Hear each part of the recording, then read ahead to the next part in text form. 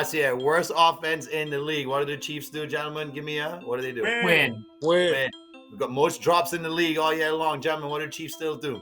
Win. No, all of a sudden they get to the Super Bowl. Mr. Brock Purdy, the guy, is he going to take down Patrick, Michael, Jeffrey, Jordan, Mahomes? The answer is absolutely not. Took him overtime. But what do the Chiefs do in the Super Bowl? Win. Who else has a chance to three-peat in Monday football? Nobody.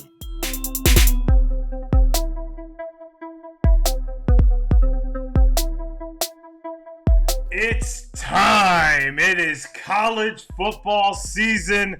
Fellas, we are back with episode 126. New rivalries are beginning. Old rivalries are sustaining. We got college football coming out of everywhere. We got new people in new conferences and moving around. We got the Big Ten and the SEC dominating college football as usual. We got a new college football format. We got Trey Day in Ohio State. We got Grandpa Jay and his whoever team is winning that year. We got Notre Dame football below us, and we got the reigning national champions right here.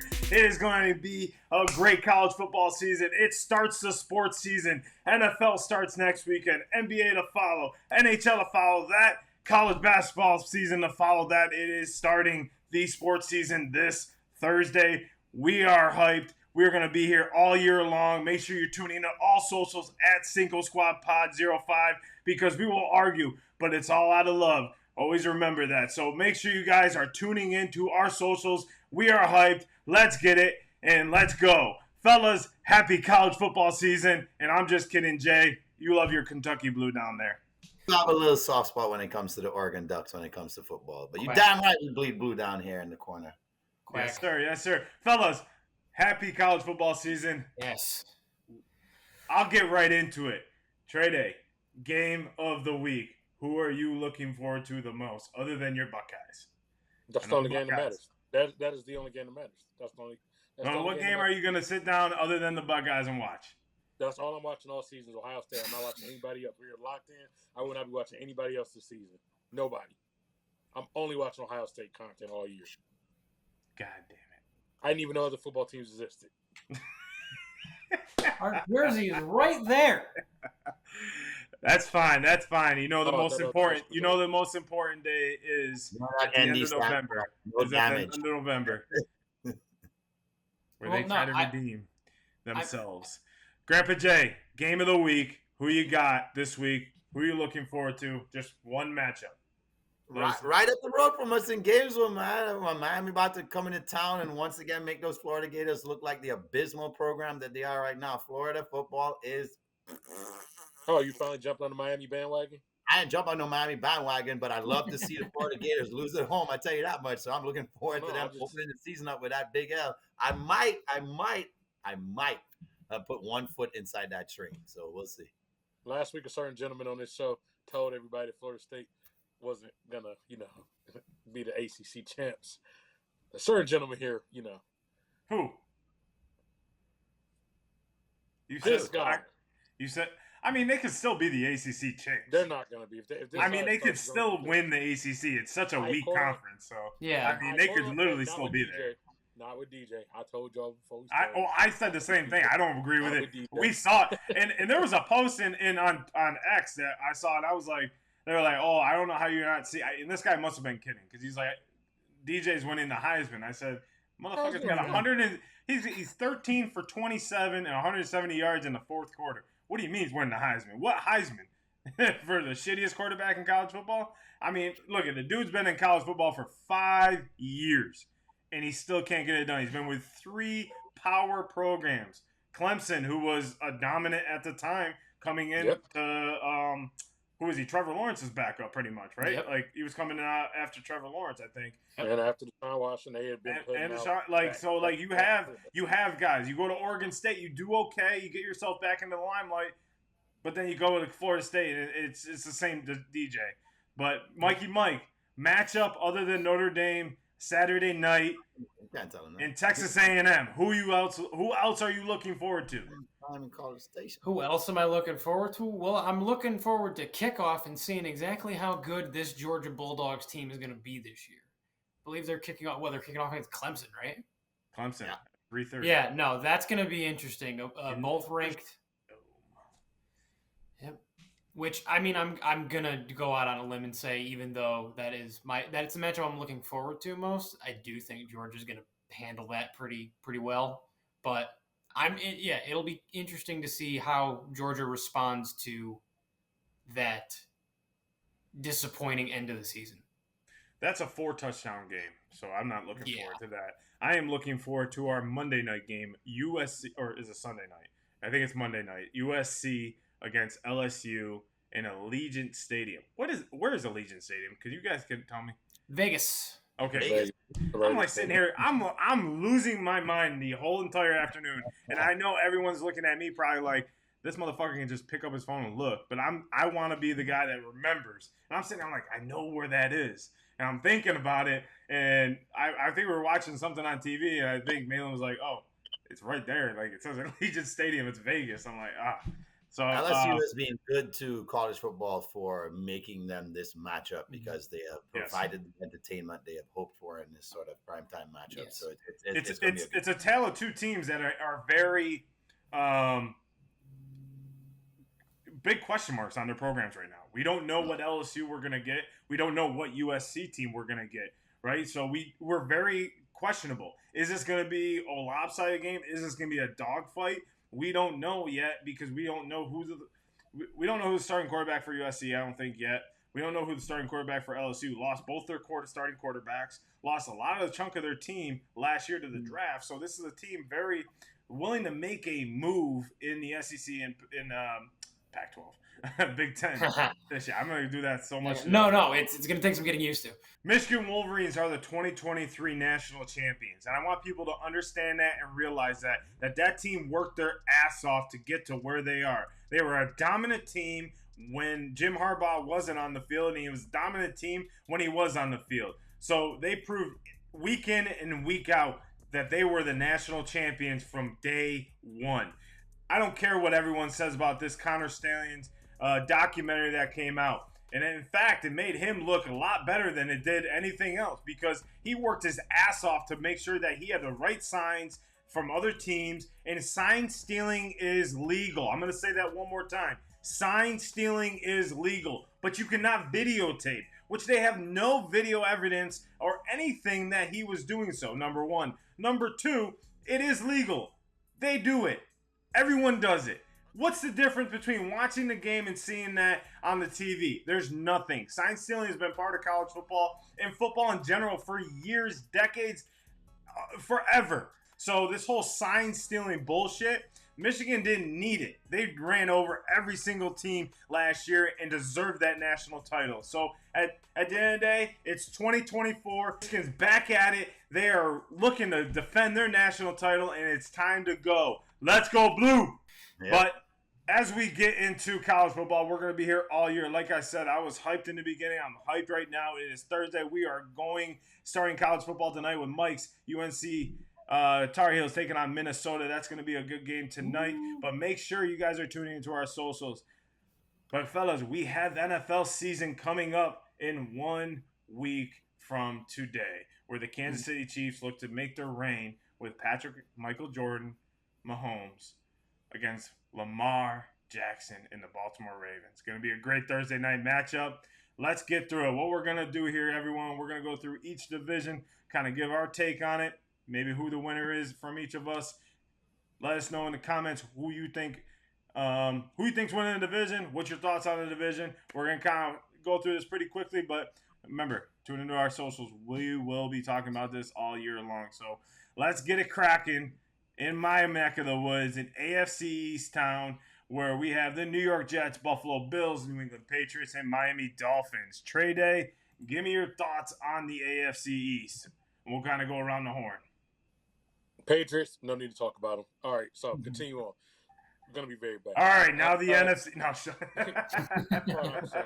Patriots. So, Patriots, like I said, they'll be bad. The Jets, I know a lot of people are super high on the Jets, because of Aaron Rodgers. I don't trust Aaron Rodgers again to make it through the entire season. If he plays every game this season, hey, call me a fool, but I don't like to bet on injuries. But if I was a betting man, I would bet that Aaron Rodgers will not be making it through this entire season. So don't really see it with the Jets. Bills, I think they're going to take a step back. At the end of the day, it's not a rebuild; they're more of a reset to me because they came up against a lot of the money.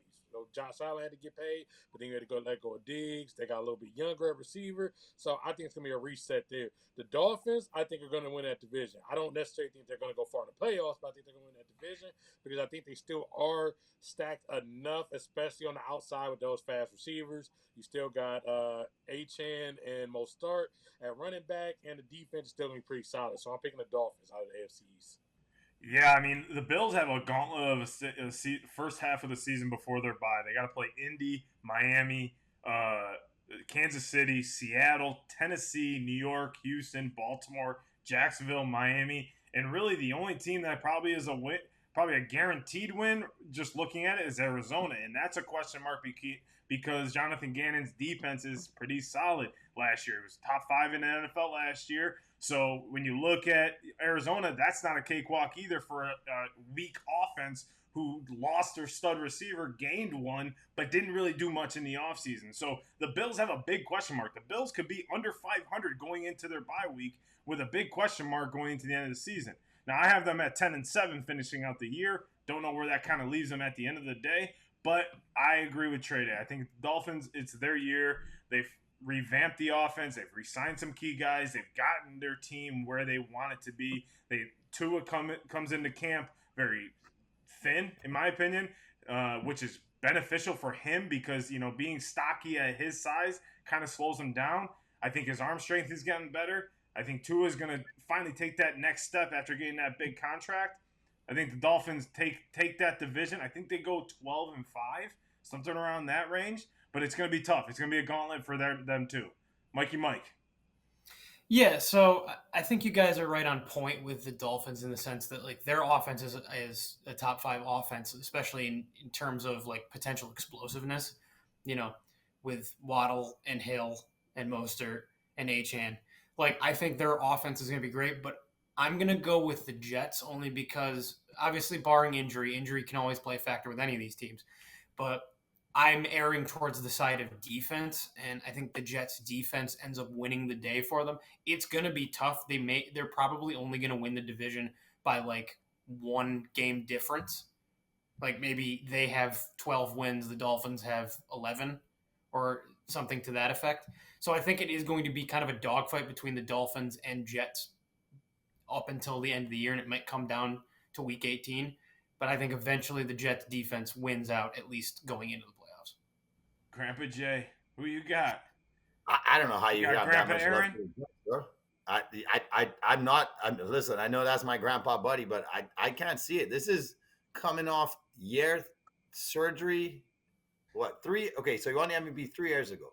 He didn't look great the season after that.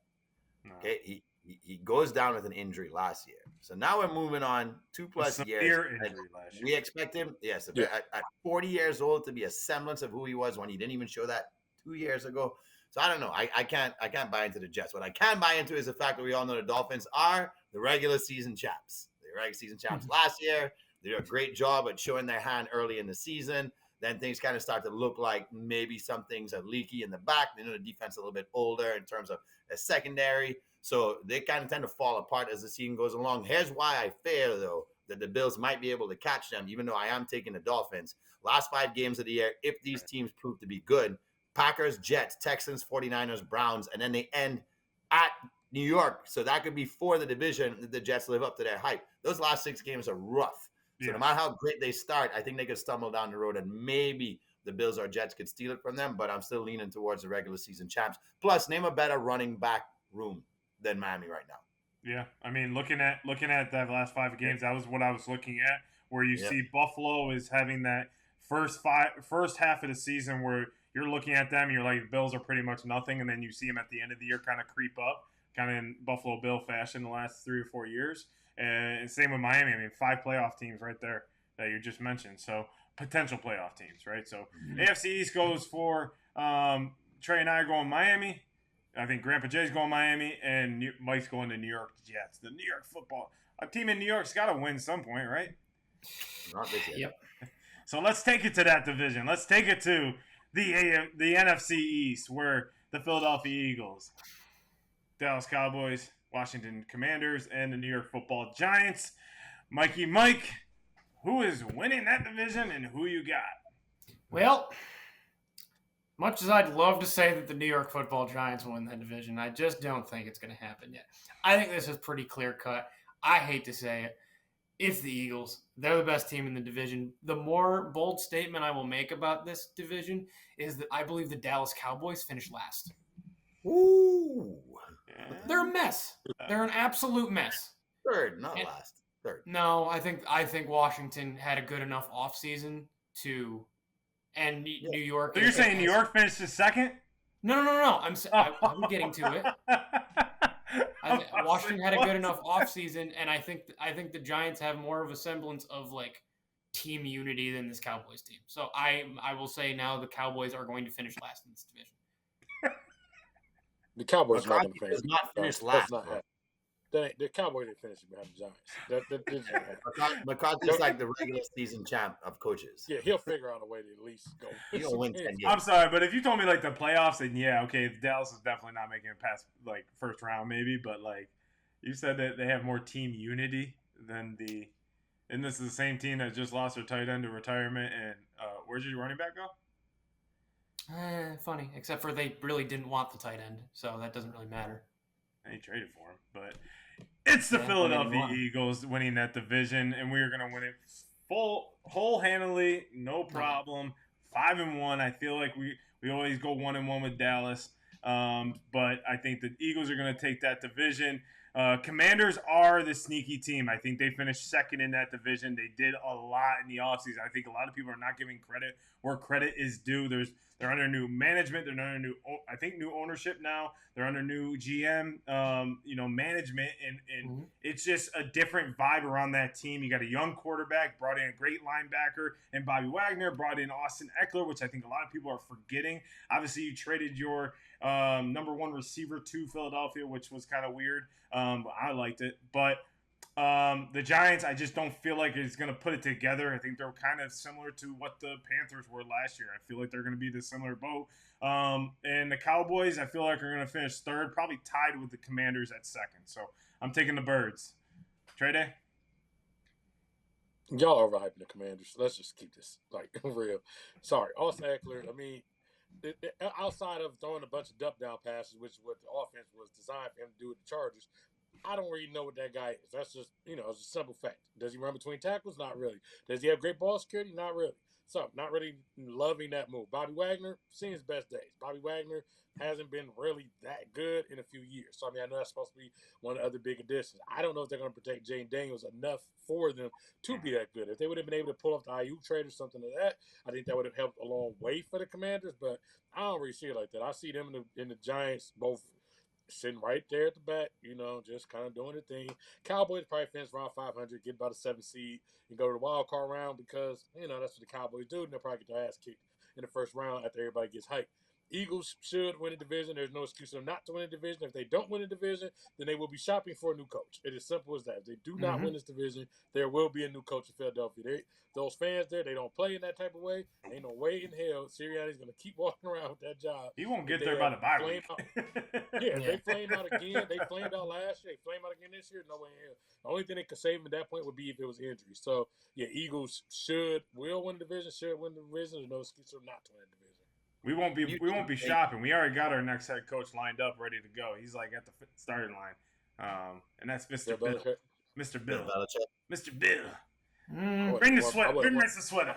I wouldn't want that, but I mean, I know. I really ain't going to the Giants, Mikey. He wants to win a Super Bowl. Go ahead. I mean, go ahead, Grandpa Jay. He's always go ahead, Grandpa Jay. What do you got? Come on, Trey. It's RG3 Part 2 in Washington, baby. I'm picking them to win the division, but they will be one of the more exciting teams to watch because that guy will be electric week in and week out. It's the Eagles. Everybody here is right. I mean, after that abysmal freaking end, what were they doing? 1-6 to end the season, and then the Bucks kind of ended the pain for you. Look, how can this team improve at running back? I mean, how can this team get Saquon Barkley? That made no sense to me. Other teams are really freaking lazy and not being more aggressive to try and pull him out of that division. He stays in the division, and when you go to a division foe, and obviously this guy's going to want to stick it to New York in both of his games. Especially, I swear he's probably going to have 4 or 5 touchdowns against the Giants alone because they're going to give him the ball and not do the push-tush in those games, just for the mere fact to stick it to him and say, why the hell didn't you do this when I was in New York? But it's easily Philadelphia. What also kind of helps them too, last 5 games, the teams that are playing will be the Panthers, Commanders, and Giants. Pretty easy for them to finish strong if they stumble somewhere in there. So they could finish off pretty easily 4-1 if they decide to rest everybody in week 18. And they're probably going to not even need that because I think they're going to win 13 games this season. You know what song's coming out right now? Tush, push, baby, baby, tush, push, baby, baby. And we'll see if that even is a thing this year, you know. Hey, I like our new center, Cam Jurgens, baby. Let's get it. No, I'm not saying you bad. I'm just saying that was a skill set that Kelsey had. Yeah, Kelsey had because he was low. That's the thing is, like, Cam Jurgens is 6'5". Kelsey was only 6 foot. So it's a difference. Good center, but that move is something that may not be replicated, so it may not work the same. So they use Kelsey's size to his advantage. They're going to change it to the fake one to Saquon because they don't have no push-tush no more. And then they're going to sneak it in. Copyright that shit right now. The fake one to the Saquon. Here you go. You look at that? All right, let's take it to the South where we take on the confusing division. I consider this one the AFC South. Jacksonville Jaguars, Indianapolis Colts, Tennessee Titans, and the Houston Texans. Trey Day, I know where you're going, so take it away. Where am I going? Houston. Yeah, so like we said, the Texans eventually, C.J. Stroud is a little more of a God-fearing type man. No offense to James Harden. So he may not be getting his jersey retired in the strip club the way Harden did, but with the way C.J. Stroud is going to be, he's going to get that jersey retired in Houston very fast. So Texans, definitely. I mean, they were already the strongest team in the division, and now you start to add on an extra year of experience. You add in a stronger running back, adding in Mixon. You add in a better receiver. Everybody else has extra years under them. You have a coach who's already young, and now he has another year of experience. So, yeah, the Texans should run away with that division. I know a lot of people are hyping the Titans. Once again, I don't see it. I just really don't see it with the Titans. I've heard people say, oh, yeah, they added all this great stuff. What did Titans really add that's going to be like this is impactful? I mean, I don't trust Will Levis. They got rid of Vrabel, so I think now their coach is actually going to be worse this year because Vrabel was one of your better coaches. You look at the coach, Anthony Richardson. Can they keep him upright? Can they keep him healthy? What is Jonathan Taylor? We don't know if Jonathan Taylor's going to bounce back. If last year, because of him, starting off with all the injuries, that was aberrations. I don't know what to expect from the coach. So I think they'll finish somewhere in the middle there. And the Jags, Trevor, you got a lot of fucking shit to prove. I know you just got paid, but even before you got paid, Trevor was, very up and down. He's had a couple moments. Like they had a good game against the Chiefs in the playoffs. A lot of people were like, oh, yeah, Trevor's arrived. Then we come back last year, and I would say it was a disappointing season. So it's a lot more to prove there. So Texans, hands down, no excuse for them not to win this division. It was also the first time it's definitely the Texans. The Texans, I think, are going to win this division. I don't think it's going to be as clear cut as you would expect. I think it's going to come down to exactly what it did last year, where it came down to their game against Indianapolis at the end of the year. Tennessee, if they had a quarterback, I could see the potential with that team. Right? I don't know anything about Will Levis. He had some good games, but then he looked like, oh shit, what the hell is this guy? This is Zach Wilson 2.0, right? So when I look at the Titans, I just don't. I agree with Trey. I don't trust it. The Colts, Anthony Richardson, big question mark. Will he last the entire season? Will he not take hits? Trevor Lawrence, will he get the job done, or is he peaked already? Right? And I think CJ is the next up and coming quarterback in the league that's just going to take the league by storm. I think he's definitely got top 5 ability in him over the next maybe 2 or 3 years, and he's definitely going to have a point to prove because I don't think he wanted to end the season against the who did they lose in the playoffs, Trey?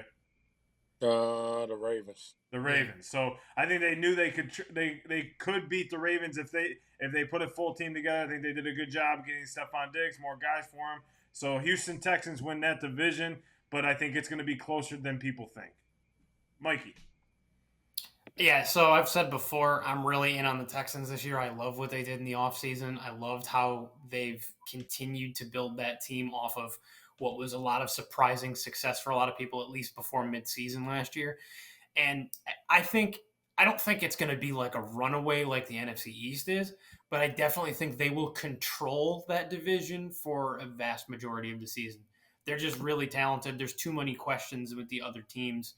And so long as the Texans continue to head in the direction that they're heading, they're going to just keep getting better as the season goes on. So, yeah, 100% it's the Texans. Look, we all know they got to the party 1 year early, right? And we know something special is brewing in Houston because we think they might have made at least Trey thinks so. And I tend to agree. They may have made the best additions in the offseason by bringing more veteran presence into the units they needed. They needed a veteran presence behind CJ, and they needed to make sure there was a veteran presence in the wide receiver locker room. So I think that's going to work out in their favor. Here's what's not going to work out in their favor. They have 5 primetime showdowns, including 3 straight in the middle, which is they go to New York to play Aaron on Thursday night, if that's working out, that experiment. Then Sunday night at home to the Lions, and then Monday night at the Cowboys. Never easy to play there on a Monday night. But they got to survive their schedule, and that's what kind of scares me here, where I feel like Jacksonville might be able to creep up and steal one if they stay healthy and Trevor's having a better season. Guys, listen to this December. They go to Jacksonville. They finally get their bye, right? They got Sunday in Miami. Then they got Saturday night at Kansas City. Then they turn around on Christmas Day to go to Baltimore. Then they have to end at Tennessee, right? That on that Christmas Day game is a Saturday to Wednesday turnaround. That's tough if they have to win those games to clinch the division. So I'm a little bit on edge, but if they can finish strong enough to hold off a Jacksonville that may be charging last couple of games of the season, because Jacksonville's schedule has been nothing last 4 or 5 games compared to what Houston has to deal with. I will take the Texans, but I will say watch out for Jacksonville. Might sneak in there and take this division after Christmas Day if they go ahead and lose to Baltimore. Not to mention from week 7 on, they got Green Bay, Indy, Jets, Detroit, Dallas, Tennessee, Jaguars. Like that's a gauntlet of the week 7 on. And just to correct you on that, they're home against Baltimore and home against Miami. Sorry, home of Baltimore. Yeah. So that does play a little bit of a factor, playing in Houston, playing in the Dome. Different atmosphere, those type of thing than the bank, but I agree with you. That's a tough schedule. Let's take it to the south to your boys down there, Grandpa Jay, to the Tampa Bay Buccaneers, the Carolina Panthers. I almost said Hurricanes. The Carolina Hurricanes. That's the most exciting team in Carolina right now. Yep. The Carolina Panthers, Tampa Bay Buccaneers, the New Orleans Saints, and the Atlanta Falcons. Kirk O'Chains, what you got down there? Grandpa Jay. You're Kirk O'Chains.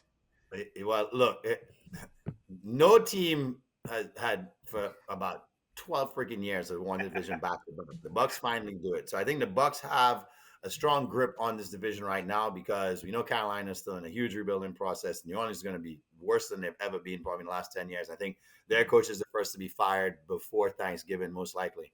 And then who knows what we're going to get about Atlanta. I think a lot of people think Atlanta's the sexy pick here. How can they be the sexy pick? Yes, they've made great additions on the defensive side of the ball, but they keep proving they don't know how to use their weapons offensively. And I hope for their sake that they figure it out, because it would be nice to see this division get a little more respect because the teams are more competitive and the teams can prove that, hey, we might not need to, first to 8, first to 9 games. One of us might get to 10 games here and win the division. We know it only takes 9 to win the South. But here's what I love about the Bucs this year. They have a slew of weapons offensively. I think they finally figured it out in terms of running back now. So there's going to be a more balanced offensive attack. And defensively, these guys are having a lot of fun. When you see them, they're great team chemistry. It seems like this is, they're really embracing the idea. It is Baker's team now. He proved that to them last year. I don't think it was a fluke. I think he has a good bounce back year this year. So I'm going to go ahead and side with my boys there. No bias. I just feel like the other teams haven't done enough to take the division away from the Bucs just yet. So Atlanta might be a year too early. Let's see what happens. And then when Penix gets the nod and he's the starter and he has first team reps, Atlanta might win next season. So the biggest thing with Atlanta is they start the season off. Their first 6 games is Pittsburgh, Philadelphia, or Pittsburgh at home, Philadelphia at Philadelphia, home against Kansas City, and then 3 straight division games, right?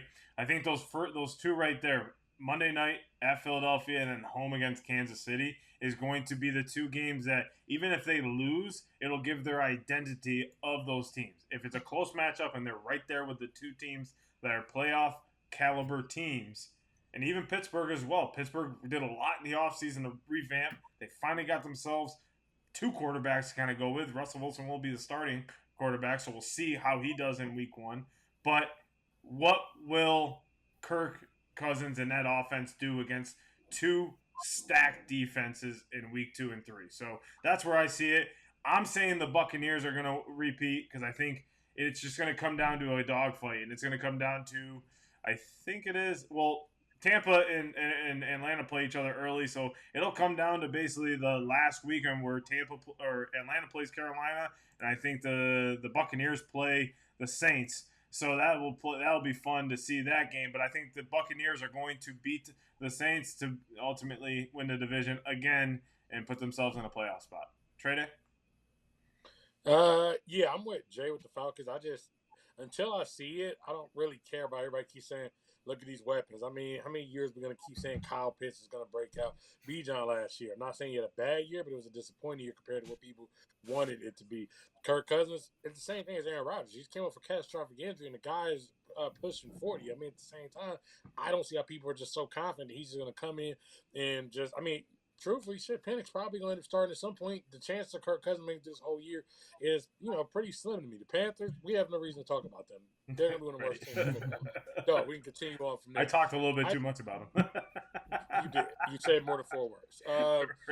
So I think ultimately it comes down to Saints and Bucks. I think every year there's always going to be a couple upsets, a couple surprises, a couple teams that make the playoffs that didn't the year before. This year, I think the Saints are going to be one of those teams. I don't think they're going to make that much noise in the playoffs. But I do believe, last year, remember, you start off, you didn't have Kamara there. So now you have Kamara to come back. They always have had a solid defense for literally over a decade, even though people used to look at them as a finesse team. So I think there's going to be some 500 type of season. The Saints probably end up winning the division. The Bucks, at a certain point, we know how Baker is. When it's a chip on the shoulder, he's better when it's not a chip on the shoulder. Chips down the shoulder the same way because people start to have confidence in Baker now after last year. So he'll probably come in, start doing some progressive commercials again. And before we know it, Baker Mayfield will be back to Cleveland's Baker Mayfield.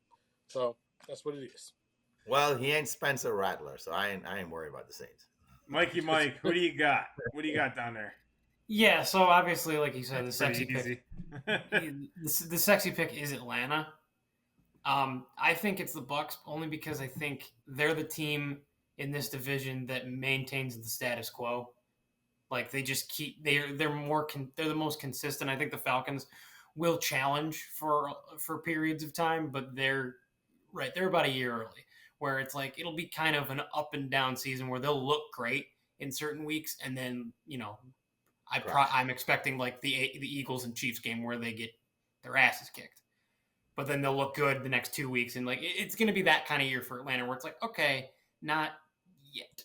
They're not going to do it yet. But so I think the Bucks get another division title out of the fact that they're just the most consistent team in this division still.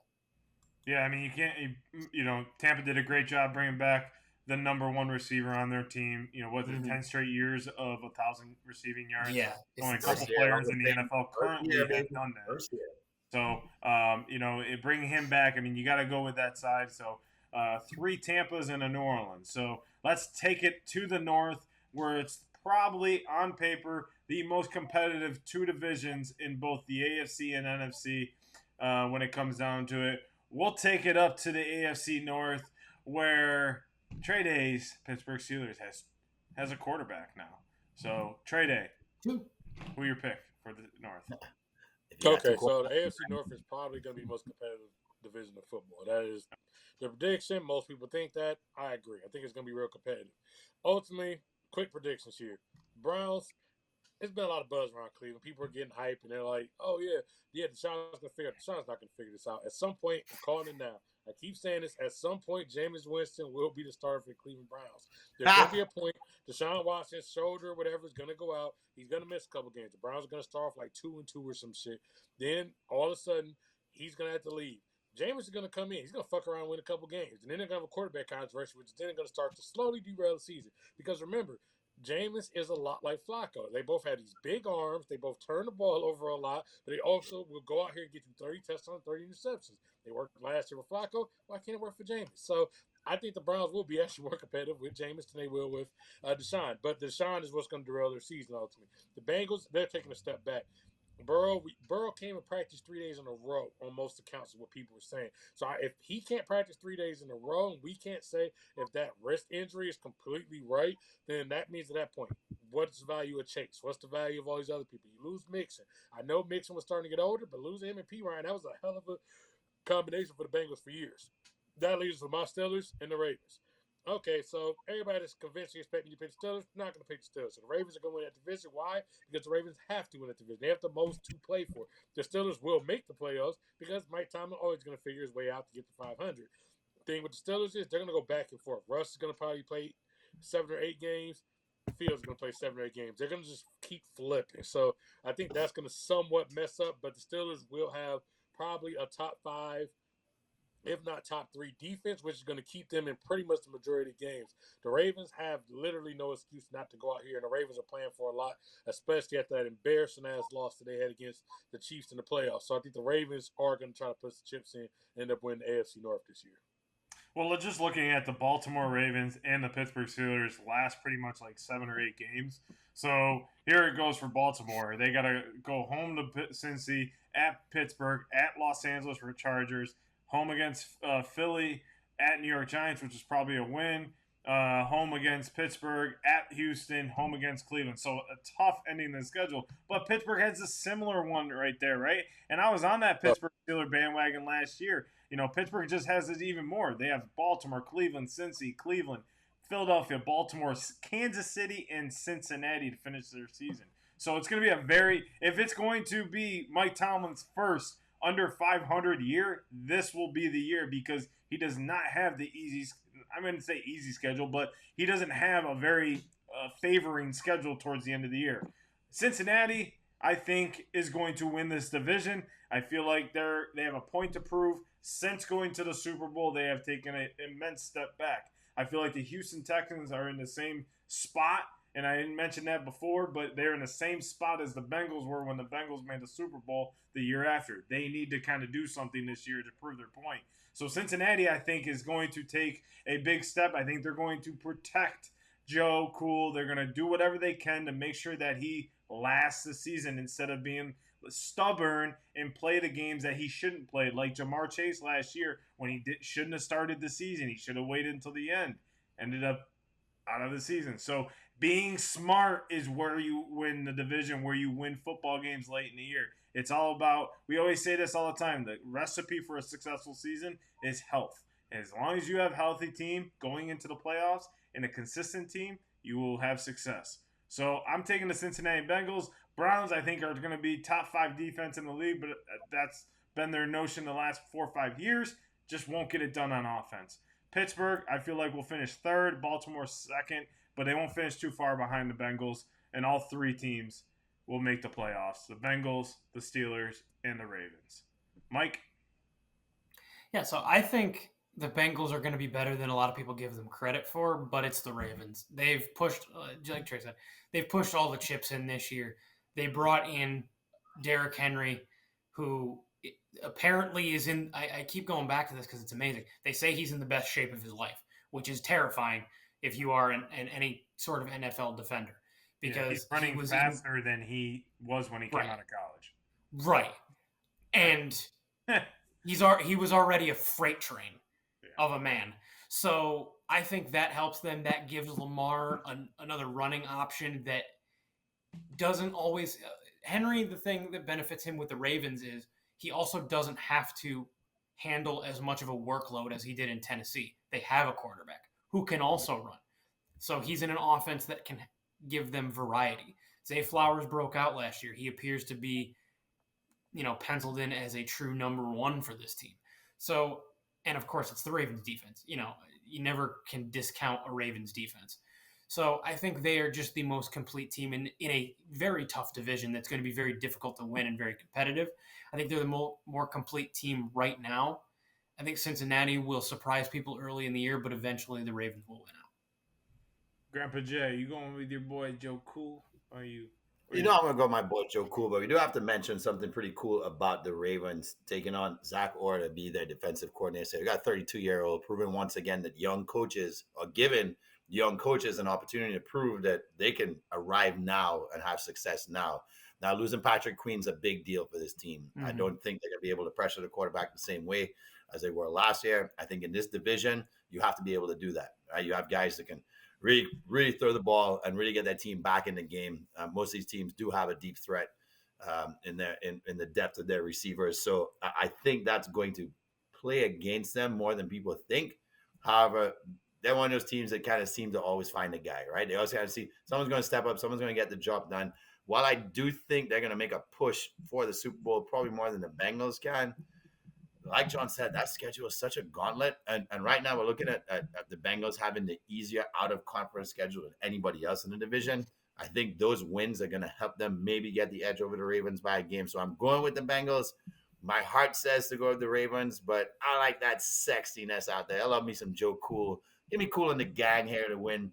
Probably, like you guys said, the toughest division in football. And here's one thing that's going to be very interesting. I think that Jamar Chase has to be the top receiver in the league for them to win this division, and I think that's going to happen. They definitely have the opportunity to bring back T. Higgins and, giving themselves an opportunity to have their starting quarterback. I mean, they boosted the offensive line. They boosted the defense. We'll see what happens coming out of the North. It's going to be a fun season for Trey because I know each week's going to be like, damn. Like, it's going to be a tough schedule for you, bro. It's going to be a tough schedule towards the end. But let's take it to the NFC North, where we have the Minnesota Vikings, Green Bay Packers, Detroit Lions, and the Chicago Bears. The Bears are revamped themselves. So I'll start this one. The Bears, I don't think it's as clear cut as everyone wants it to be with the Bears. I don't trust Caleb Williams. I'm sorry. I don't trust him. I didn't trust him in college. I didn't like him at Oklahoma. I didn't like him at USC. There's something about him. I know he won the Heisman. I get it. Is it the nails? No, it's just something about his play. It's the purse. No, but no, it's just something about his play on the field. It just seems like in tough situations he starts to cave. But I like the Detroit Lions and Man Campbell taking that division. I'm a fan of Amon-Ra St. Brown after watching that Receivers documentary. Make sure you look at my series coming out next week. Receivers Part 1 starts on Monday, so make sure you guys tune in. But I love him, Amon-Ra St. Brown. He's got that chip on his shoulder. I love Man Campbell. I like the Detroit Lions to win that division. And, that's my pick. So, and Minnesota is just a question mark. I don't know about Minnesota. I don't know who's playing the quarterback position. I think they have obviously a great receiving core. Is Sam Darnold a starter? Okay, I didn't hear that. Yeah. So Sam Darnold starter. Justin Jefferson, amazing guy. He throws all the confidence in the world in the guy. So Sam Darnold better step up to the plate. I don't think it will happen. And then Green Bay, I don't know. I think Green Bay just kind of stumbled into a lucky streak going into last year. I don't think they're there yet. So I don't think they make the playoffs at all. So Detroit Lions coming out of the North. Grandpa J. Oh, you're throwing it down to me already, huh? Okay, I'll throw it to Mike. Mike. It's easy. Next. Yeah. I'll tell you what might save the Vikings' ass is Aaron Jones, because that guy is a baller, and he kind of proved that when he was down in Dallas last year. We all saw what he did to those Cowgirls. But here's the deal, right? The Lions have one thing working against them this year because they won the division last year. They're playing that first place schedule, and it is a gauntlet. Now, the GM did do the right thing, which is he went out and he shored up that secondary, and he made sure that they acquired 3 top-tier corners through the draft and by trade and everything like that. He also has depth in the trenches because we know Man Campbell wants to win that game every week, right? So they have the personnel they need to run this division. But I'm calling a tie because the sexiest team on paper right now are those youngsters up in Lambeau Field who are ready to come and show everybody that last year wasn't a fluke, that the contract is well-deserved because Jordan's in a great position now to be the next Green Bay icon at that position, and hopefully he has success for 10 years so they can continue to build this iconic model of we only need one quarterback every 12 or 15 years or whatever it is. And here's the thing I love about what defensive coordinator Jeff Hafley can do. He's going to bring more toughness to that team who was struggling, really struggling early in the season last year to have their top personnel on the field. I think this team is going to come in and they're going to show a lot of people they're going to be a really tough game all season long. And I don't know I don't know if you could take a look, John, because I remember when the Lions kept Green Bay out of the playoffs, when they beat them in Green Bay. That was Aaron Rodgers' last game in a Packers uniform. I don't know how they end the season this year, but I do think that one team's going to have to beat the other to tie, and it's going to happen wherever late they play in the schedule. So I'm calling a tie in the North, baby. Give me a tie between the Lions and the Packers. Yeah, it's Minnesota. They played Minnesota the last game of the year, and Green Bay will play Chicago. So it could be one of those situations where you never know. So, Mikey, what you got? Yeah, so it's the Detroit Lions. This is a very improved division. This might be the most improved division overall between the teams when it comes to really all four of them. I do like Aaron Jones, the Aaron Jones pickup from Minnesota. On paper, I like the J.J. McCarthy pick. Unfortunately, he did get injured. And I just think the Minnesota's headed in the right direction. They just got kind of burned before the season even started. But it's Detroit. They are hungry. They tasted blood there for a minute and just unfortunately couldn't get the job done. And I think that moment is playing in their heads every single day, every single game of this season. I think you are going to get the best Detroit Lions team you possibly can every game this year. And they might be my favorite in the NFC, honestly. As far as on paper, it's them and the Eagles. I think honestly them and the Eagles might end up in the NFC Championship game. And I might take the Lions in that. So, 100%, I have no doubt. Campbell will actually kick the field goal. I think he learned. I think he learned. I don't think he'll make the same mistake. He seems to me as intense as he is. Dan Campbell, seems like the kind of coach to me that is at least smart enough to not make that same mistake twice. Anybody put up a Bobby in the game again? I can tell you right now, I'm not the one to be able to tell him that, dude. Hey, you made a mistake. Right. Boop, boop, boop. All right, save the best for last. Trey Day, who you got? Okay, so the Vikings, I think this is the year for hell for them. It's always some team that has the year from hell, unfortunately. I think that is them. I mean, with McCarthy getting hurt to start the year, they had unfortunate passing of the cornerback in the car accident. Oh, yes. They lost another cornerback that got hurt for the year. Hawkinson's health status is questionable of when he will be playing. So sometimes it's just that type of year, and I think that's what it's going to be. I think Aaron Jones is a good pickup. I just think everything else was the season was over before they started.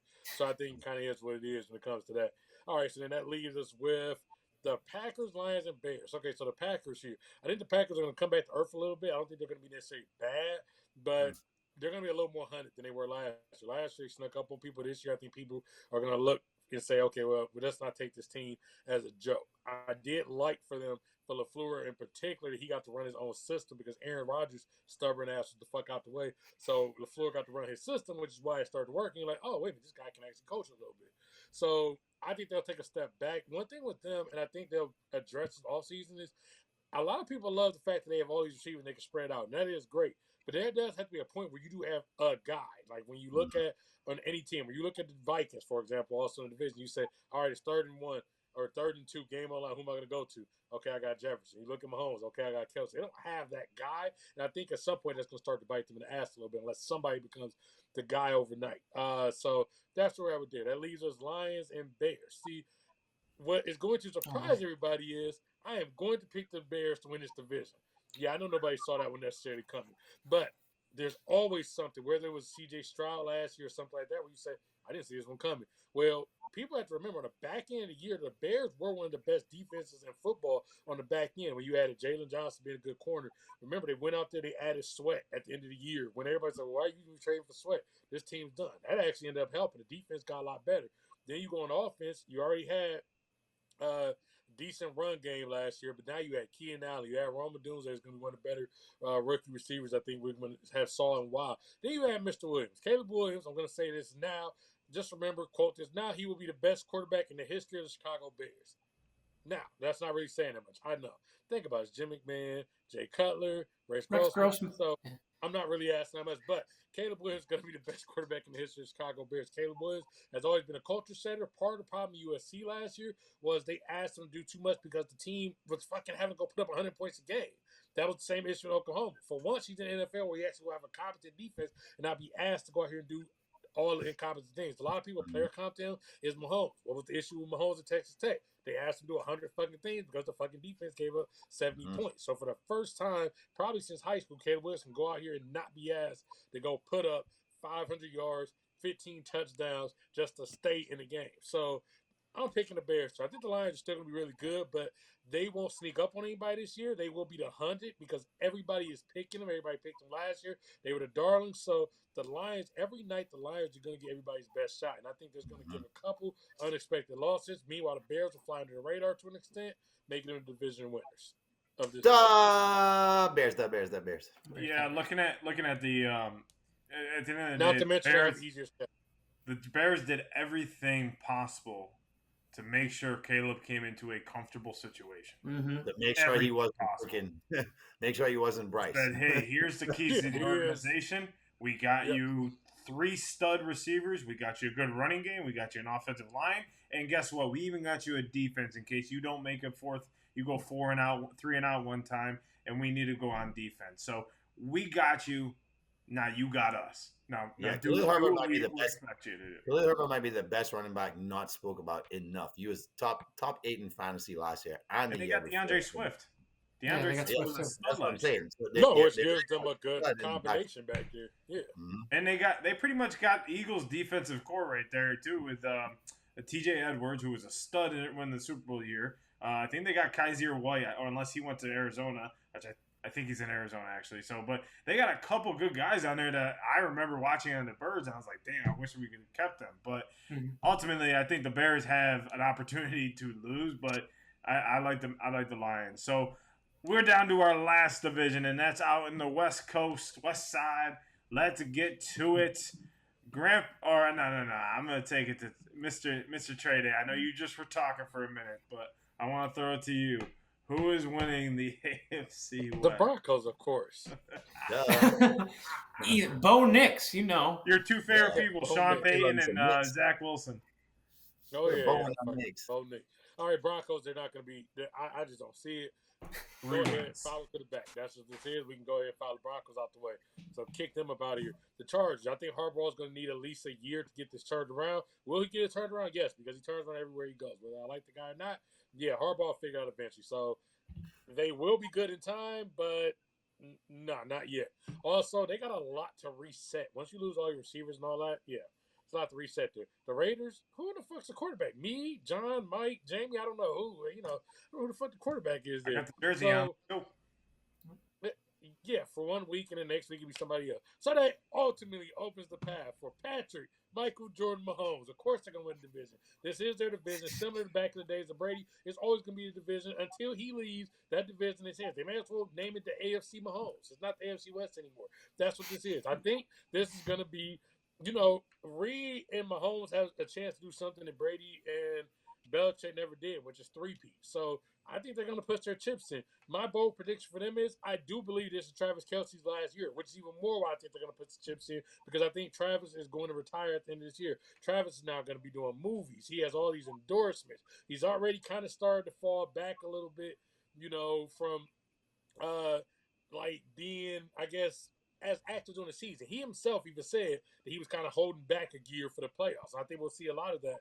But you won't need Travis as much this year because now you go out here. You add another stud receiver. You add in the draft. So now you got speed again out there. You got Hollywood Brown, who's not great, but you're not asking him to go out here and play like a first-round pick. Rasheed Rice, I don't know how he gets suspended, but he's not fucking suspended. So they still have him. And Pacheco might be the most underrated running back in football, not to mention the Chiefs have a stud defense. So the Chiefs are going to hands down walk, and I mean walk through this division this year. Yeah, it's not even close. The Chiefs will win. I think the Chiefs are going to win a record 15 games this year. I think they will absolutely destroy.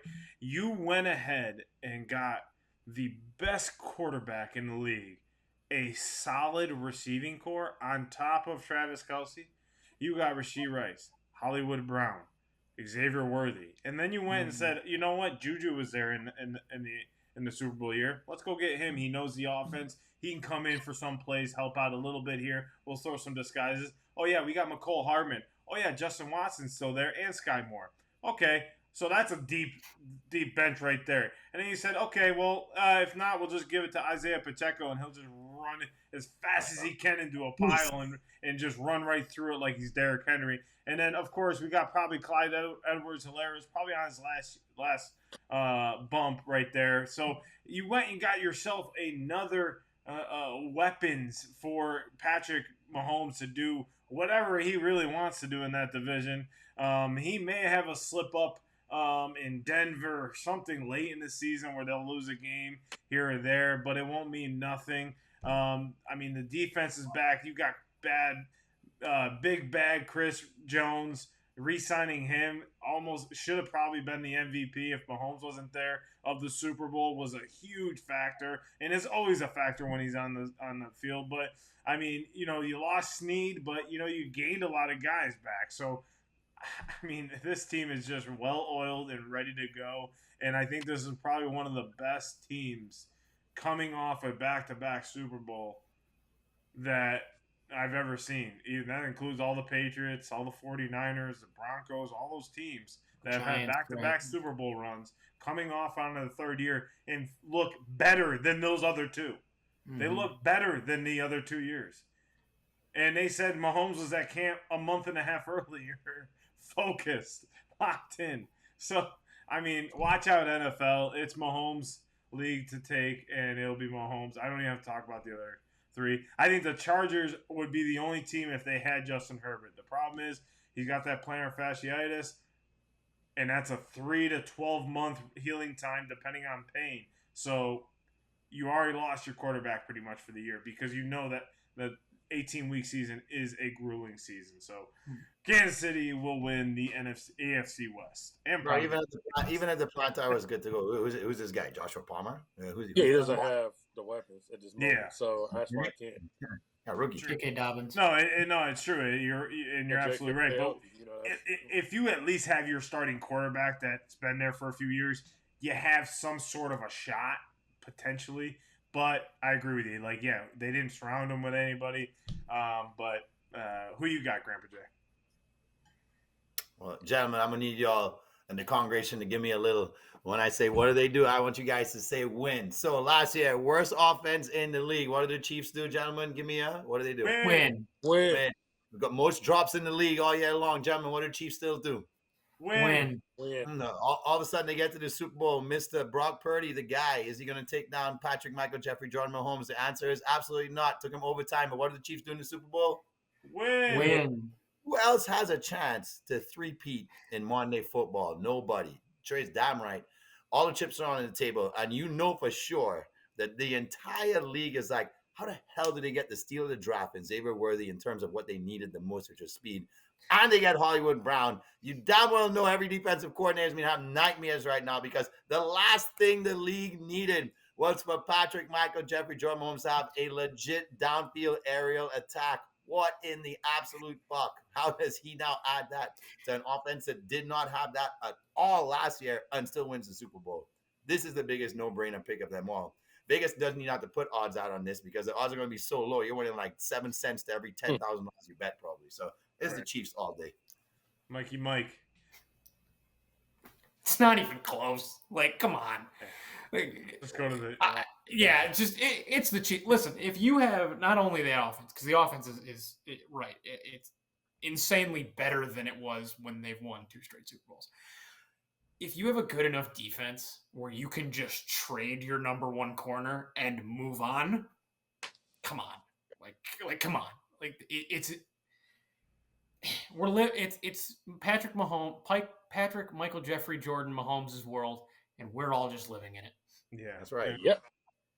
And honestly, like, it is enjoyable to watch. And you know what's fun? It's enjoyable to watch this, but we all hated when Brady was doing it. Mm-hmm. That's so weird, isn't it? We love watching Michael. I promise you. We like watching Patrick Mahomes, but we hated when Brady was doing it. It was just weird. I don't know why. Well, because everyone hated. Mahomes, it's because Mahomes does it in a fun way. He's moving around, just making Yeah, plays more happen. fun to watch. Brady was just standing in the pocket. Like, I think that's the difference. It's just their play style. I mean, they're kind of similar almost in a way, like in a way that Oh, yeah. they drafted not very highly. I mean, obviously, I think Pat Mahomes was drafted first round still. He's Right? still the first round pick. Yeah. First round pick, But it was like he it wasn't as high as he would have expected, right? You know, he was underrated. He was under talked about. Probably one of the last quarterbacks in the first round to be taken. So I don't know. I find it funny that we always do that. And it's like, oh well, we hate seeing Brady win, but we love seeing Pat Mahomes win. No, because it's a different style of because you gotta remember Mahomes is Steph Curry. Mahomes equals Curry. Like that, where they changed the way the game is played, people enjoy it because it's something we never seen before. So that's what this is. Whereas LeBron's my guy, but LeBron is Brady. They're easier to hate on because it's a different way of dominance. Very good at comparison. Yeah, it's just easier. So the same way where you're like, okay, I respect this, but people hate on it. Just very good comparison because it's the truth. Like everyone hates LeBron because he's just like, oh, he's an old school power basketball. That's basically what LeBron is. Where Curry's more of this new school. I'll just juke the fuck out of you, and shoot from like 60 80 feet away. Nail it down. So yeah. All right. Well, we're all in consensus. The Chiefs will win it. Win the AFC West, and probably the NFC West too. So let's take it over to the NFC West, where the 49ers has dominated that division the last few years. But will there be a sneaky team to beat them? So I will start this, and I am saying that the Rams will win this division. The Rams are coming off an okay season where they made the playoffs. No one thought they would make the playoffs. Not one of us. I remember in the beginning of the season, I think I had the Rams at like 4 wins. They ended up making the playoffs. Yeah, they're being competitive with the Detroit team that was very good. But the schedule kind of plays in their favor a little bit. I mean, they have New Orleans. They have some winnable games. New Orleans, New England, Seattle could be win. Raiders, Minnesota, right in a row. They have Vegas, Minnesota, Seattle, and then they're home against Miami. And then at New England. So those are some winnable games right there, right in the middle of the season when you're supposed to start hitting that next gear. Plus, they have Matthew Stafford still. I think people forget that Matthew Stafford is still one of the top quarterbacks in the league, can still get it out there. They got Cooper Kupp coming back. They got Puka Nacua. They revamped their defense a little bit. I think Sean McVay is one of the top coaches in the league. I think he's number 2 right behind Andy Reid, in my opinion. When it comes to coaching ability, being able to coach every aspect of the game, being able to lead a team. I think he's just a genius when it comes to it. He can replay a play that happened years in advance. So I'm saying that the Rams will win it by 1 game. I think the Niners still make the playoffs, but I think the Niners take a step back. I think they're still trying to figure out this Ayuk deal. This whole Ayuk thing is in the win. Debo, I don't trust lasting an entire season. McCaffrey, I think is a workhorse, but I think they're going to overwork him to a point where I hope it doesn't happen, but I think he might have a few games off. The defense was very shaky towards the end of the year, the Niners. We were all like, damn, this is not the Niners team we remember. So I think, and obviously, we have the Seahawks, which I think are going to take a step back, and I have the Cardinals at 4-13 because the Cardinals have the hardest schedule in the start of the season. Listen to this start to the year. They got to play at Buffalo, home against LA Rams, home against Detroit, home against Washington, at San Francisco, at Green Bay, home against Los Angeles Chargers, at Miami, home against Chicago, and then home against the Jets. That is a tough 10 weeks of the schedule. When they go on the road, it's like for the rest of the year. That's 5 home games, so then they go on the road more for the rest of the year. Yeah, so it's like that's a tough schedule to start the year, and then you have your bye week, and then you got to come off, and you got a pretty good cakewalk to kind of get yourself in with like Minnesota, New England, and Carolina. But I think it's the Rams this year. I think they just have that it factor with their team. I think they really resurge themselves. So went a little longer than I wanted to, but I'm thinking the Rams and the Niners make the playoffs too. Mikey Mike. Yeah, I think I kind of have it the other way around in the sense that I think it's a 1 or 2 game division win by the Niners. I think they're just a talented enough team that they will be able to get the job done, but they need to be careful. I think they need to not look upon the Rams lately. Yeah, the Seahawks and Cardinals, the Seahawks are regressing again. The Cardinals are still trying to kind of find their footing as to what this build is going to be for this roster, but I think the Rams have the potential absolutely to sneak in. I think the Niners just hang on in the end. Grandpa Jay. I mean, this has to be the year of the Niners. Talk about a team that has to be all in right now. So Purdy's on his final year of his rookie deal, and we know once he gets paid, this roster is going to change significantly on both sides of the ball. Yep. On paper as well, we have to look at the opposite. Where you talk about Arizona's schedule being so tough, it's weird with the 49ers being back-to-back or back-to-back division winners. I think it's back-to-back, actually. Their opponent's win percentage from previous season is just above 500. It's at like 505. Mm-hmm. So if those teams continue to underperform, the 49ers don't have to play. Okay, you have to go all in the NFL, but this team is good enough where they don't have to play at 100% to win games. And they've proven that before in the regular season. Plus, they stumbled out of the gates last year at 3-3, and they still end up taking this division. I love your pick with the Rams. I think the Rams are a very sexy pick. They're a sleeper pick. But knowing that the Niners have to be all in this year, and they've stacked all their cards, put them on the table, they'll figure out the Ayuk thing. All right, Debo is going to be just fine. They'll figure out how to use him as well. I just can't see the Niners not taking full advantage of this opportunity. They know they need home field. They know they have to play home games in order to get to the Super Bowl. I don't think they're going to let this one slip by them. I do love the Rams to compete for the division, but I got to take the 49ers to win. All right, Trey Day, take us away with our final pick in the NFC West division and our NFL division picks. I mean, ultimately, the Niners are all in. So they're similar to the Ravens. It's like the same boat where they need to win now. They put all the chips in. So I expect the Niners to fully win this division because they have the most on the line here. Even if they do have some injuries, they are one of the deepest teams of football. So I think they can still, like you said, maybe McCaffrey's nicked up for a day.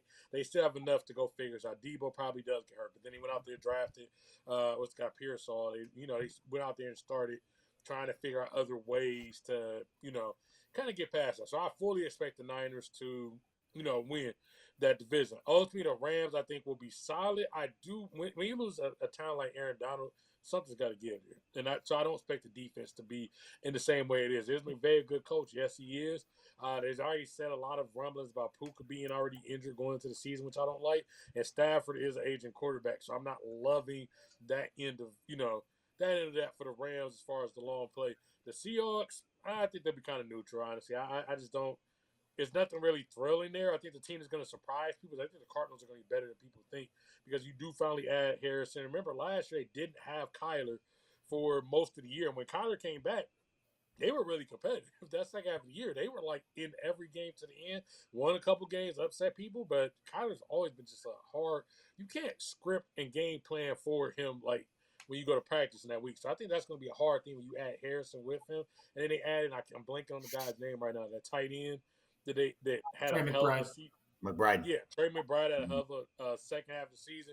And James Conner ran hard. So I think they're actually going to – I'm not saying they're making the playoffs or anything, but I think they are going to stay in a lot of these games, and they're going to upset a couple of teams. I wouldn't be shocked if we're sitting here on a week after saying, damn, can't believe the Cardinals just beat the 49ers last week in the game. Like, I think they'll have a couple of those moments this year. They have a good defense. That's the thing. Jonathan Gannon is a great good coordinator, right? He's a great defensive-minded coach. But I just feel like that first 10 games is like, damn. Yeah. Like, I don't see them winning like more than 1 or 2 games. But like you said, there could be one game where a team slips up. So it's a championship or bust season for the Ohio State Buckeyes this year. Ryan Day, you're on the clock. You already know. If you don't get a championship, most likely you're gone. The only way you might be able to save your shot at keeping your job is if you make it to the championship game and keep it very close. Lose to Michigan, you lose your job. Drop a meaningless game to Penn State or something, you're losing your job. So what I'm saying is, all y'all need to go out here and do your best. You go out here, you add Chip Kelly. That makes your offense better. You go out here, you add Quinton Judkins. So now you have one of the better running back combos with him and Travion Henderson. situation. You bring back 9 out of 11 starters on defense, then you also add one of the best safeties in Caleb Downs. There is no excuses here. You have Michigan at home this year. You don't have the khaki man up there in Ann Arbor anymore to worry about that situation. So it's a favorable schedule for the most part. With the exception of going to Oregon on October 12th, what else should you have to worry about? When you have this much talent, when you spend this type of NIL money, when you have all these resources, there is no excuse. So if you don't get it done, then I don't know what to tell you. This is a championship or bust season. So Buckeyes, let's get to business. Let's not bullshit. Don't go out here against Akron and, try not to, come out and do your best.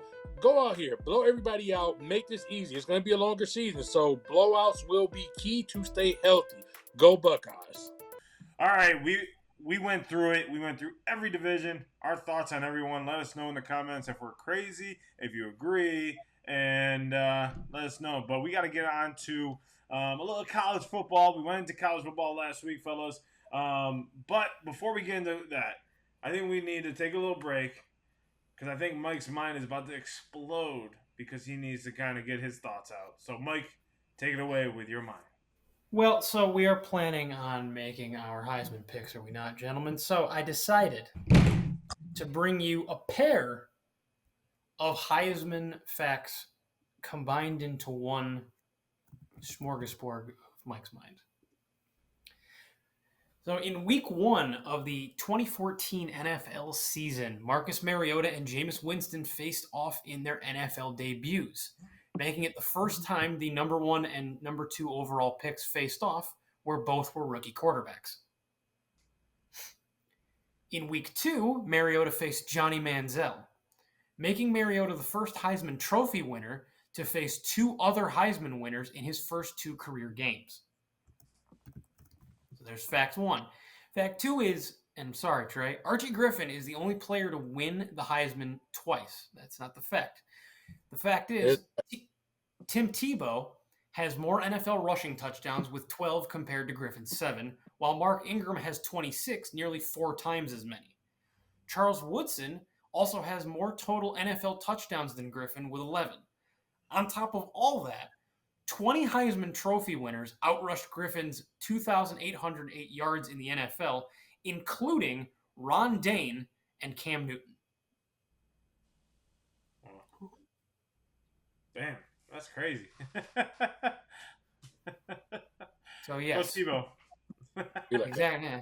You're not going to say go Charles Woodson? What's that? Charles Woodson was also involved in there. He has more total touchdowns than NFL touchdowns than Archie Griffin, the 2-time Heisman Trophy winner. Damn. Yeah. But defensively too, that's even worse. Right. As a defense, he wasn't really a returner when he came into the league for the Raiders. Right. You have to imagine he had more like fumbles and picks returned for touchdowns than Archie Griffin rushed for touchdowns. Wow, that's crazy. Yeah, Archie well, Griffin that is Mike can Great now college settle his brain a little bit because Mike's mind is all over with. He's good. Yeah. He's all right. So we almost lost him, guys. We almost lost Mike there. Did you see the steam? Yeah, saw the steam started coming out. But let's get on to it since Mike wants to talk about the Heisman. I want to talk about the Heisman because it's the glorious time in college football as we like to put our way too early predictions on the Heisman Trophy. So, Grandpa Jay, who is your Heisman favorite? I mean, let's just start with this, right? Could this possibly be one of the most underwhelming Heisman classes potentially of who we have to choose from right now? Like, do you guys agree with that? I think it's underwhelming because there's not a clear-cut quarterback. And this is what I was thinking about earlier, is that there's not a clear-cut quarterback that you're like, oh my God, this guy's going to take the league by storm, right? There's other players that could come into factors like Ohio State. They got the running back there, Travion Henderson, who has been a dog for them. And I'm saying that as a Michigan fan, but he has been a dog for them. And I think we're going to see a non-quarterback position player win it for the first time. Maybe defensively, maybe offensively. But I feel like that's where it's going to go this year. We got a lot of talent. Let me throw it out there for you. Since you said that and you set this up perfectly, you know the last non-Alabama, non-QB to win the Heisman? What's that? You know the last non-Alabama player who was not a quarterback to win the Heisman. You know who that was? Bush. Reggie Bush, almost Bush. 20 Yeah, years Bush. ago. Chances of that are pretty slim. We talk about it a lot. Oh, non-Alabama. I'm sorry. Yeah, I thought you said not Alabama quarterback. Sorry. Right. Yeah. Yep. Reggie So, Bush. so I am going to go out on a limb here just because I think I watched him play a couple times last year. I like what his head coach has done to make them a much more complete team, which means that for his sake, it's not going to have to be a track meet all the time. So he's not going to have to be obvious with his quarterback play in the calls. I'm going to take Jackson Dart out of Ole Miss. I think the kid has all the intangibles necessary. I think this might be Lane Kiffin. The SEC is wide open for the taking right now, if it ever was, with Bama not really being the standard and Georgia still haven't improved to me. I love Beck. Ultimately, I think he may end up winning it. But just for the sake of me putting something out there, I think Penix Jr. was kind of a slight reach last year. I thought he had the chance to win it. Of course, Daniels had the better year, but I thought Penix overall was the better player. I think Daniels had better numbers. I think it might be the same thing. I think Beck is going to have better numbers, but Dart might show that he's the better player, which is why they give to Beck. But I'm sticking to my guns there. Give me Jackson Dart out of Ole Miss. Rebels get themselves a Heisman Trophy winner this year. So I'm going to take it a little bit differently, and I agree. I think it's going to be a non-quarterback this year, and I think the Heisman Trophy winner will be the first defensive player since Charles Woodson to win the Heisman Trophy, and that will be Mr. Travis Hunter out of the University of Colorado at the Buffaloes. And the Colorado Buffaloes, like I've said, will make the college football playoff. I've said this a couple times. They'll sneak in, but they'll get in. We're going to see prime time in prime time. And Travis Hunter will be raising up that Heisman Trophy in the end. So that's my pick. And if I had to go for a quarterback and you want me to pick a quarterback, I'm thinking Quinn Ewers because of the year he had last year. I mean, you look at his stats, over 3,600 yards or 3,400 yards, 22 touchdowns, 6 interceptions, and he got a better receiving class this year coming in. So it's set up perfectly for Quinn Ewers to kind of take that driver's seat and go. So now let me just ask you this, just so choose one team most likely to make the playoffs. Of the two you just chose there, which team is most likely to make the playoffs? Most likely is Texas. So you sure that yours is your number one pick for Heisman? I mean, Hunter. For a lock to be in the playoff, it's going to be Texas. For my sneaky pick to go into the playoff would be Colorado. I'm going to stick with Travis Hunter. I think he's going to win the Heisman. Okay. I think he's going to have a baller type year. I think they just kind of had a stumbling year, but I think he's going to have a baller type year. I think he's going to return kicks. From what Primetime has said, he's going to return. He's going to play receiver. He's going to be the all around, and he's just going to dominate. So, and I think their schedule plays into a favor where he can go out there and do so. So, Trey Day, who you got? Yeah, we're going to go with Quinn Ewers here. Quinn is going to be on primetime TV a lot. He's in the SEC now. So they're going to SEC. That's going to automatically get them a lot of attention. Right. He's going to be on they're going to be on TV a lot. He's at a big university where if they have to, the boosters are going to push the money. People are going to push the money. There's going to be a full campaign if they start winning to push for him to get in. A lot of Heisman is about campaigning. Also, I think he has a chip on his shoulder, and he also has Arch Manning on his back too. So with that, I think that's going to make him go out and be ultra aggressive. So there may be games where they're like, hey, let's pull it. He's like, no, coach, I'm staying. I need to stay in this game. I want to get an extra touchdown or two just to keep proving a point. Whereas most of the other Heisman guys, okay, you get Carson back and then they're up like 30. All right, coach, cool, I'll go sit down. Ewers is going to be thirsty in a different type of way. So I think Ewers ultimately. And then also recognizability, things like that, also playing at Heisman. He's going to be he's one of the more recognizable names, faces at one of the biggest name brand schools. So I think Ewers wins the Heisman. All right, Mikey. Who you got? All good picks. I think they all are very likely to be in the running for Heisman throughout the season. I'm going to take it to a bit of a sleeper whose game I've grown to enjoy, and that we're going to take it up to Ann Arbor, Michigan, where I believe Donovan Edwards will win Heisman. I think he's going to – I think after – I like this guy. Yeah. That's why I keep me around. I just think I think he's going to take the reins completely after kind of splitting, but not splitting with Corum, based on situation. I think Edwards is going to prove that he is possibly the best running back in college football this season. I know you love that. Bro, I'm loving that. You keep talking. Go on. I think Edwards is going to take his opportunity to be the clear-cut number one running back on this team, and he's going to, no pun intended, run with it. Love it. So I got Travis Hunter. Jamie's got Jackson Dart. Jackson Dart out of Ole Miss. Trey's got Quinn Ewers, my second pick, and Mikey's got my boy Donovan Edwards. Mikey, that's bold, bro. I mean, I think there's 4 or 5 running backs better than him right now. So that's a really bold pick. I'm surprised you didn't say your favorite running back, Jay. Ollie Gordon. I mean, the only reason I want to know to right, like if you're playing in the SEC, that's what I went by. Like you're getting more primetime games, you're beating more prominent teams week in and week out. So if he wins games that people say he's not supposed to win, which is you beat SEC teams you're not supposed to beat, it's a huge, at least but for me, it's a huge nod on your ticket to winning the Heisman. I don't think Ollie Gordon plays enough great defenses to prove that he's so far superior than every other player in college football, just because the level of competition is so different between the two. That's why I didn't jump on his bandwagon. I do think he's going to have a great year, though. Another dumb idea from the NCAA. The NCAA recently proposed that the transfer window for college football be moved to 30 days in December instead of 15 days in December and then 15 days in April.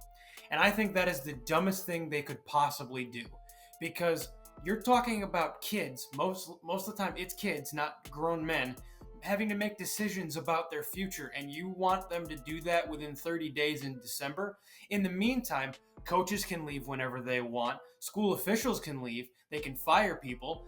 And yet these kids would be stuck in the programs that they no longer want to be in, or with coaches that aren't going to utilize them the way the previous coaches did. So why are we punishing these kids? I get it. We're paying them now. They're getting NIL money and all that. But this can't be the trade-off. So NCAA, you need to do better and stop being such a bullshit organization that is trying so desperately to cling on to any real sense of power because you had decided to hand it over to the conferences all these years. I get you. All right, that's our Heisman picks. Make sure you guys let us know your Heisman picks. Are we nuts? Are we on point? What do you guys think? So, and right before we get to our season 3 of Stump the Squad, we got to take it to who is our college football playoff Final Four. So we're just going to go around the horn, mention your teams. Quick. It's going to be real quick. So let's take it down to Mikey Mike. Mike, we'll go Mike, Jamie, Trey, and I will finish out. Okay, so Final Four for this year's college football playoff will be the following. The Georgia Bulldogs. The Ohio State Buckeyes. Quack on with the Oregon Ducks. And finish off with the Texas Longhorns. So while that sounds great, I don't remember the last time that the teams who started the season as the 1, 2, 3, and 4 finished the season as the 1, 2, 3, and 4. However, I do like 1, 2, and 3. So I like me some Georgia. I love the quack attack of Oregon. And Trey up there, yes, go ahead and take a bow. Ohio State doesn't look like they're going to get slowed down by too many teams this year other than the quack attack. But I'm jumping on Trey's bandwagon for my 4th, only because I think the committee fucked up so bad last year that if Miami does run the table and they go unbeaten in the ACC, despite the fact that the level of competition sucks, they're going to be like, you know what? I think we should make up for last year and probably just have Miami in as the 4th seed because, hey, Miami used to be a great program about 20 years ago. So I think that I told Trey I had 1 foot in the train. I may have just jumped all the way in the train. Give me Miami as the 4th seed to sneak in there. Trey? Okay, so of course Ohio State. We got Georgia Bulldogs.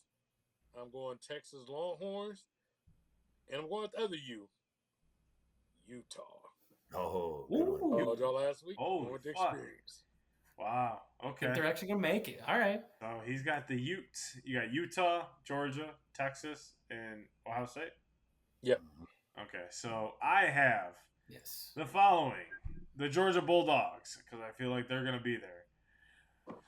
The Michigan Wolverines are going to be there, and the Ohio State Buckeyes will be there, along with the Texas Longhorns. The Final Four will be set to SEC versus Big Ten. That's what it's going to come down to, and it will be those 4 teams representing. So that is our pick.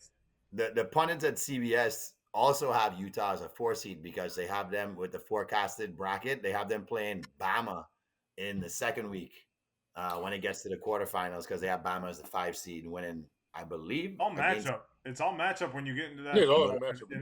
And how you're playing. Because do you take the advantage of playing your bowl game and getting in there, or do you take? I always say, are you in a better? It's a win. I said this on the Urban Rod show. That is it beneficial to play in the 12-5 matchup and get a good momentum going into the game, or are you good being cold going into the semifinals? So we'll see. Let us know in the comments what your thoughts are, who your picks are. All right, so long gone are the days where heckling was the only thing that would throw an athlete's game off during a tough match when they could just return to some semblance of peace after the game once they got back to the locker room. Almost everyone has experienced some form of cyberbullying in their lifetime, but things have gotten progressively worse over the past year with the introduction of sports gambling into every sporting arena. This week's latest victim is 30-year-old French pro tennis player Caroline Garcia. After losing to a lower-ranked opponent in the first round of the U.S. Open this week, cyberbullies took to her social media accounts, and of the few hundreds of messages received, some of the worst she gave examples were: some people proclaimed they hope that her mother dies soon. Others wish that it was her who was dead, as she should commit suicide for losing a fucking tennis match. So Garcia reminded everyone of the human side to sports, and that many have raised this issue before, yet little has been done by the ITF, International Tennis Federation, to help control the hate being sent directly to so many athletes on social media, in this case tennis players. So despite the attempt of tournament organizers at the 2022 French Open, they partnered with a company that used AI to filter players' social media accounts. Some stuff still leaked through. However, they did see some results. So the ITF said, you know what, we're going to finally jump on board. And as of next year, they will hire companies to do the same thing to try and disseminate some of these hateful messages so it never gets to the players' social media accounts.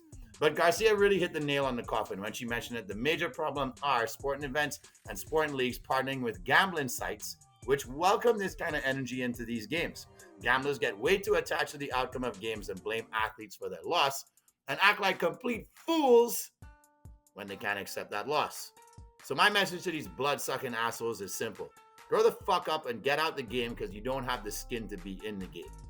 However, I prefer to end this rant by quoting the resilient and wise Caroline Garcia, who said, next time you see a post from an athlete or any other person that has failed or lost, you remember that he or she is also a human being trying their best in life. So be kind, give love, and enjoy life. But we have to get to season 3 of Stump the Squad, where Grandpa Jay made a miraculous comeback last season. And we got season 3. Everyone's at 0. So let's get to it, fellas. It's time for Stump the Squad.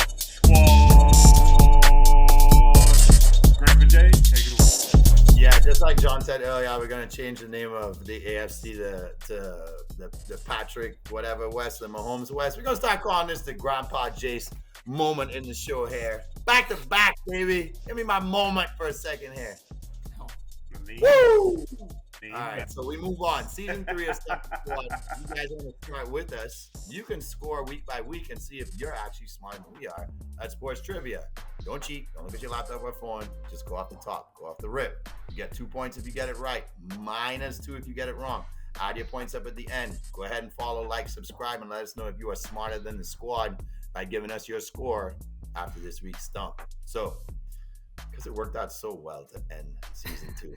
Trey, you know I'm going straight to you to start us off with season 3. Take it away. All right, got to start the championship run now. Okay, so earlier Mike talked about Heisman. He talked about Ohio State Heisman. Let's go back to Ohio State. Let's talk about Heisman. Oh, man. What's wrong with that? Look what you did. Look what you fucking did.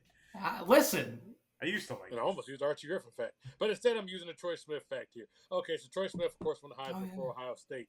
When Troy Smith won the Heisman, what was his total yardage combined between passing and throwing that season? 2770, 2820, 2860, 2940. His combined with passing and running? Or rushing, you meant? Yeah, passing and rushing yardage total combined. Yes, total combined. One more time. Give us those totals one more time. Okay, so we have 2770, 2820, 2860, 2940. 2860. 28. You said 2860, right? Yeah. I'm going that. The more the merrier. You know what's crazy is that was like a high number back then, and it's like now that's like a mediocre quarterback. Yeah. That's what I found interesting about. You know what I mean? Like look at Quinn Ewers. He had a mediocre season, 3,400 yards. Said the Archie Griffin fact, I'm like, oh yeah, I was literally looking at old numbers of Heisman. Not by memory, I don't know, but I'm pretty sure that they had some good players to hand the ball off to. So give me the lower end there. Give me the 27. I'll go with 8. Okay, so Jamie's going 2770. Or both of y'all going 2860? I think I heard. Okay, both of y'all going 2860. Okay, today I have successfully stumped Mike and John. It is 2770. They threw the ball again, leaned on defense, and occasionally handed the ball to Antonio Pittman and a bunch of other running backs. And found was it Maurice Claret? No, Claret was gone by then. Yeah, he was. It was like Antonio Pittman and three other guys. It was like 3 running backs, like 500 yards. Like nobody really was dominant. But yeah, you think about it nowadays, your quarterback alone is going to throw for 3,000. Right. Didn't have rushing. He combined for that and won the Heisman hands down. And was everybody's consensus pick. So yeah, times have changed. Okay, let's cool Jay off. Jay, you're going next. All right, gentlemen. So we're going to keep it in the ranks of college football here. Can you guys tell me, since the year 2000, how many teams have racked up 80 points in an FBS college football game? Is it 4, 5, 7, or 8? How many points? What? Since the year 2000, how many teams have racked up 80 points in an FBS college football game? Is it 4, 5, 7, or 8? 5. Yeah. 7. I want to say 7, but I'll say 5. I'll go with my gut and say 5. You want to say 7, but you'll say 5? But I'll say 5. Okay, so we have Trey. Trey, you said 5? Yep, Mike 5. said 5. John, you said? 7. 7. Gentlemen, correct answer is 1, 2, 3, 4, 5, 6, 7. John, you are correct. It is 7. One time I go away. Mike doesn't trust this number. Trust your number, Mikey. Trust your number. I fell short of the comeback, and now I'm lost. You're out to see. I'm out to see. All right, who's next, Jay? You. All right, so. Alrighty, so Stanford and Boston College are how many miles apart as the Stanford Cardinals will join the ACC? And how many miles apart are they? Stanford and who? Boston College. Boston So College. farthest teams apart from each other. Okay. So in conference at least. So is it 3,095, 3,115, 3,125, or 3,145 miles? What a terrible question. I thought it was pretty good. It's geography. It's not sports. It's sports. It's 2 sports teams. Y'all Take good. it easy. Take it easy. There. 3,105. 105. Or was it 115 you said? 15. You're just making up the answer. Write it answer. Yeah, that's what you do. You do Option it like E. every week. You do one of those. Hey, that's my thing. Okay, so Trey going 3,115. What's B? What's the numeric value of B? 115. 3,115. That's what Trey took? Yeah. I'll take 3,095. Mike? Yeah, I'll go with Trey. I'll take B. Don't want to. But Well, Grandpa Jay, Trey Day, and Mike, I have successfully stumped the squad. It is fucking geography. 3,125 miles apart from each other. Wow. In case you guys wanted to walk that one day. So I'm good. I'll pass on that. I'm out. So the scores read Grandpa Jay and myself at 0, Trey Day at -4, and Mike eliminated at -6. So Mike, you are up, and Grandpa Jay and I have to get it wrong, and Trey Day has to get it right for us to go to overtime. Okay. So we go back to Heisman trophies. Can you guys tell me which was the first school to have multiple Heisman Trophy winners? That's a good one. Is it A, Army, B, Harvard, C, Yale, or D, Notre Dame? Oh, that's so tough. Go off Yale. So down. Harvard. I'm gonna say Army. Okay. Oh, so the first question that somebody hasn't doubled up. All right, so we got one Army, one Harvard, one Yale. Gentlemen, this week I have successfully stumped John and Jamie. Damn it. Is Yale. So we got a 3-way tie? Yep, let's go to OT. Let's go to overtime, Mike. What do you got? Okay. Let us see here. So, Yale's first Heisman Trophy winner was Larry Kelly in 1936. Can you tell me what percentage of possible points for the vote did he get? One more time. So, Larry Kelly, Yale's first Heisman Trophy winner, the second ever, 1936. What percentage of the vote did he win with? Fuck. What percentage of the vote did he win with? 73. I was gonna say 66%. Grandpa Jay. 89. Okay, so repeat them for me one more time, gentlemen. 66%. 73. 89 and a half. Oh, he adds a half. This week's winner of the first episode of Season 3 of Stump the Squad is... Jonathan Sawyer. Woo! Because you guys overshot it by a fucking mile. Wow, was it 10%? You can't win with a load. 36.41%. How? There's like 9 guys that got 20%. So that many split votes. Yeah, there was a lot of split Yeah, votes. there were that many split votes on it. I was never going to get Damn, let's get it. Number 1, baby. Number 1 for this one. Let's go. So I am Stump the Squad Season 3 winner. Jamie, so I'm 1. So the scoreboard reads me at 1 at top. Trey Day, Mikey, and Grandpa Jay, all with goose eggs, obviously. But most likely I'll probably work my way down it eventually. Yeah, No, enjoy don't the be. That's where I've ended up the last 2 times. It's right at the bottom. Yeah, well, it's... All right, so, guys, it was a great episode of NFL Division Talk, Heisman, and college football playoff. I am absolutely excited for college football season to start. It starts the sports season, guys. As I normally say every year, that this is the greatest time of the year because everything just starts rolling downhill after that. So make sure everyone tune into our socials at Cinco Squad Pod 05. I've said it a bunch of times throughout the show. Like I said, like, comment, subscribe, argue with us. We'll argue back, but it's all out of love. Mm-hmm. Guys, any final thoughts heading into the weekend? Let's go football. I'm so excited right now. Let's go Irish. Let's beat Texas A&M to open the season.